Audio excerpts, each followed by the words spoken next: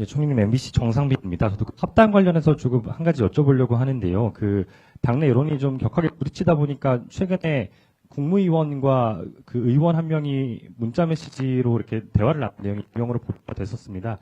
근데 총리님께서도 그 차기 당권 주자로 거론이 되시는 분이다 보니까 혹시 뭐 국무위원이 총리님 아니시냐 이런 추측도 나오곤 있는 것 같습니다. 그래서 이런 의혹들에 대해서 총리님께서 좀 정리를 해주실 수가 있는지, 그리고 당사자가 아니시라면 공개된 내용에 대해서는 국무위원으로서 좀 어떻게 보고 계신지 견해를 여쭤보고 싶습니다. 네, 이쪽 줄은 끝난 것 같아서 이쪽 줄 간단하게 말씀드려 넘어가겠습니다. 태능 CC를 포함한 이번에 공급과 관련한 문제에 대해서는 제가 오늘 여기서 더 디테일을 말씀드리지 않겠습니다. 그 부분과 관련해서는 국토부 장관의 발표를 했고 그 부분에 대한 대처에 대해서는 거기서 잘 풀어가는 과정을 제가 지켜보고 또 함께 조력하도록 하겠습니다. 언론과 관련해서 특별히 언론의 잘못된 보도 등등에 대한 정부 차원의 대응을 어떻게 할 것인지 특별히 최근에 더 논의를 하거나 한 바는 없습니다. 정부에서 이 언론의 보도 등등과 관련한 업무를 주로 다루는 데는 어딜까요? 방미통인가요? 뭐 등등이겠죠. 거기서 논의를 하면서 앞으로 필요한 부분을 뭐 같이 논의할 부분이 있으면 논의하게 될 것이다 이렇게 봅니다. 제가 아까 말씀드린 국내외에서 하나 말씀드린 것은 예를 들어 이번에 벤스 부통령을 만난 이후에 예를 들어 이런 것들을 제가 보면서 좀 더 취재를 충실하게 하면 좋을 걸 하는 생각이 든 것들이 있었습니다. 가령 뭐 가서 홀대를 받았다는 등, 뭐 경호를 못 받았다는 등, 그러면 저를 뉴욕에서 쫓아다니던 NYPD는 뭐지? 이런 생각도 들고, 하여간 그 뭐 가령 그런 거라든가 또는 그러니까 그런 부분들에 대해서 좀 충실하게 이렇게 취재를 하면 좋았겠다는 아쉬움이 있고, 또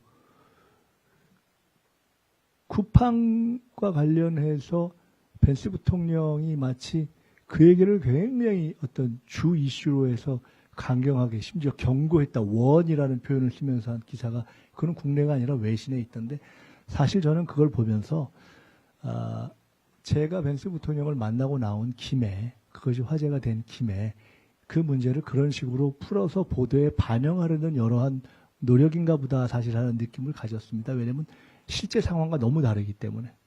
어쨌든 그런 것들이고요. 언론과 관련해서 제 개인 의견을 하나 말씀드리면, 저는 상대적으로 언론 비판에 대해서 정치가 굉장히 열려 있어야 된다고 보는 사람입니다. 동시에 언론의 잘못된 보도에 대해서는 상응하는 정당한 시정권을 누구든 가져야 된다고 보는 사람입니다. 제 개인적 경험 때문에 그렇습니다. 제가 언론 문제 전문가가 있는데 두 가지 개인적 경험이 있습니다. 첫째는 국회의원 초선을 할 때 제가 재경위원이었는데, 저는 한 번 구경도 못한 무슨 주식을 몇만 주를 가지고 있다고 어떤 진보 언론에서 쓴 적이 있었습니다. 그래서 제가 너무 황당해가지고 그거를 문제 제기해서 시정을 했는데, 처음에 보도가 날 때는 일면에 나고 한참 항의해서 시정을 할 때는 어디 붙었는지도 모르게 한 줄 나오더라고요. 그래서 제가 이런 건 참 부당하다.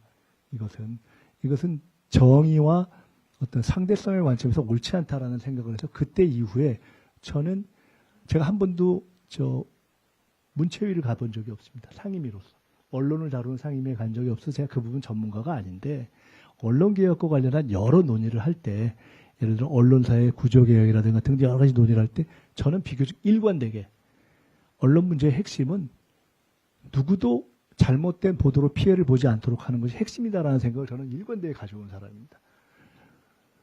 언론도 공기이기 때문에 공적 그릇일 수도 있지만 공적 무기일 수도 있기 때문에 상대에게 해를 미치면 그에 대해서 책임을 져야 된다라는 관점에서 피해를 입은 사람은 시정권을 가져야 한다, 상응하는. 이거 제가 가지고 있는 제 경험에 기초한 원칙 하나입니다. 두 번째로는 제가 미국의 로스쿨에서 공부를 할 때 굉장히 놀랐는데, 미국 헌법의 예들을 보니까 이 명예훼손과 모욕에 대한 용인 기준이 너무 높더라고요, 미국은.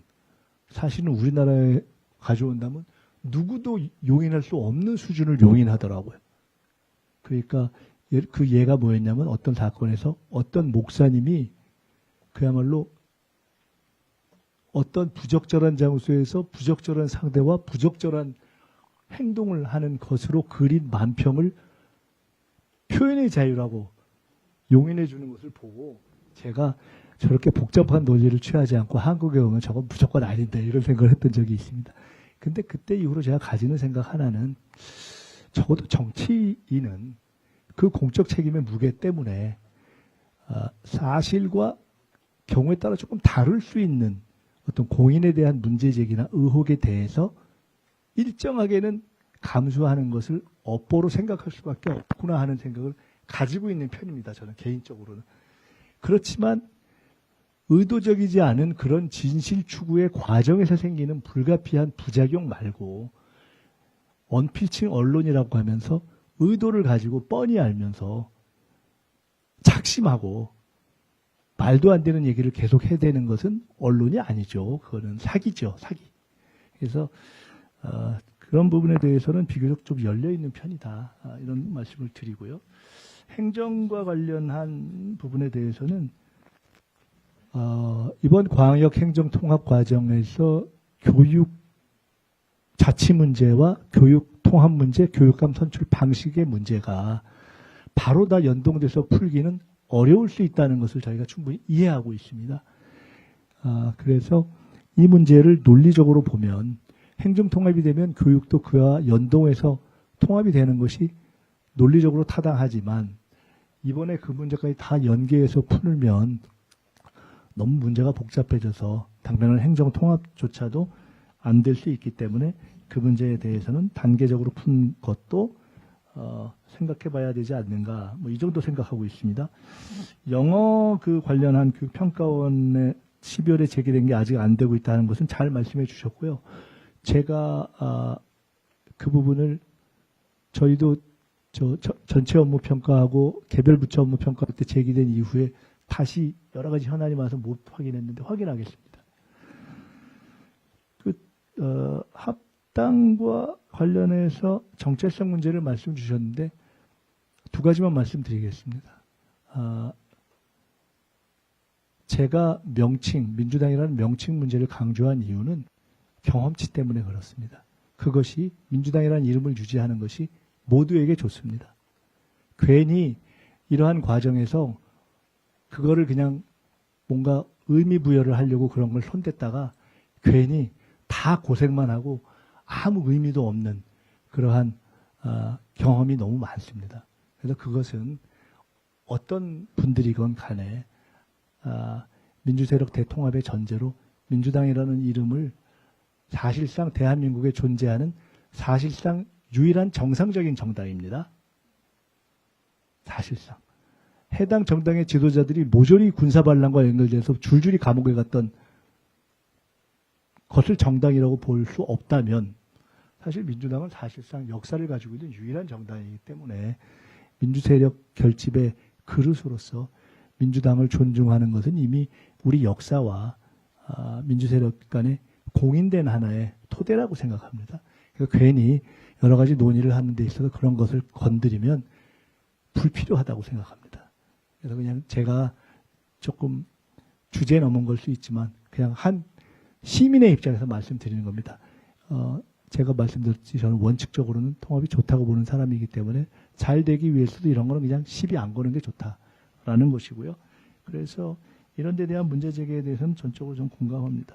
토지공개념 문제 이런 것들은 이 문제 하나뿐만이 아니라 조국혁신당에서 제기하는 여러 가지 강령 및 정책의 문제와 민주당의 여러 가지 기조의 문제가 다른 것들이 한두 개겠습니까? 근데 달리 생각하면 민주당 내 의원들의 다양한 스펙트럼을 놓고 보면 의원들을 다 똑같은 한 줄의 정책으로 세울 수 있습니까? 그렇지 않기 때문에 다양한 이견이 있을 수 있고 그것을 논의하는 데 있어서 정리할 수 있는 일정한 그릇의 범위가 있을 거라고 봅니다. 그것은 토론을 통해서 합리적으로 정리해 가면 된다. 다만 잊지 않을 것은 현재의 민주당은 개혁성과 어떤 민족적인 민족의식의 오랜 역사적 전통과 원칙 위에서 지난 대선 기간에 중도 보수까지 포괄하는 그러한 큰 그릇의 정당으로 발전하면서 국민들께 신임을 받고 집권했고, 그러한 발전의 노력을 계속해서 넓혀가는 것이 저는 좋다고 보는 사람입니다. 과거에 김대중 대통령님께서 처음 집권하고서 그때도 야당으로서의 새정치국민회의를 새천년 민주당이라는 정당으로 변화시킨 적이 있습니다. 제가 그때 창당 영입 공천 작업을 다 하고 총재 비서실장을 했었는데, 그때가 전형적으로 개혁 기조 위에 중도 보수까지를 포괄하는 그런 큰 정당이 됐었던 경험이 있습니다. 그리고 그 정당이 재집권을 했습니다. 저는 큰 틀에서는 그런 민주당의 뿌리를 지키면서 정체성을 지키면서 이렇게 쭉 확대해 가고 다양한 어떤 외연 확장의 노력을 현재도 하고 있지 않습니까? 정부와 여당이 기존은 같이 가는 것이기 때문에 그런 연장에 서고, 그러면서도 또 조국혁신당뿐만 아니라 다양한 우리 사회의 진보적 개인들이 가지고 있는 어떤 정체성들을 충분히 담아낼 수 있는 틀이다, 민주당은. 저는 그렇게 생각을 합니다. 아까 마지막에 무슨 요새 뭐 시끄러운 그거 말씀드렸는데 그냥 궁금해서 아주 점잖게 물어보셨는데 그거 제가 쓴 거 아닙니다. 그럼 됐죠? 예. 자, 이쪽으로 넘어가겠습니다.